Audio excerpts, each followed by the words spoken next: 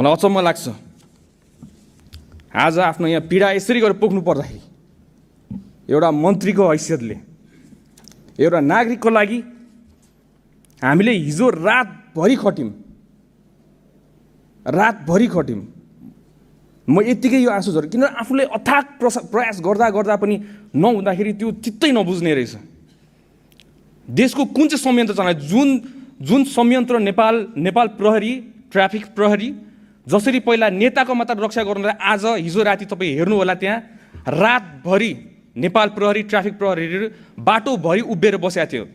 उहाँहरू VVIP security दिएर कसको लागि? गणेश नेपालीको सेफ ट्रान्सफर एयरपोर्टको लागि रातभरि सुतेका छैनन् उहाँहरू पनि आफ्नो नागरिकको रक्षा गर्नको लागि। हामी पनि त्यहाँ गयौँ, त्यहाँ गएर सबै कुरा व्यवस्था गर्नको लागि सबै स्पेसलिस्टहरू बोलायौँ, सबैजना राख्यौँ। पैसाको तपाईँ टेन्सन नलिनु, सरकारले जति खर्च गर्नुपर्छ गर्छ, आफ्नो नागरिकलाई बचाउनको लागि गर्छ, किन नगर्ने?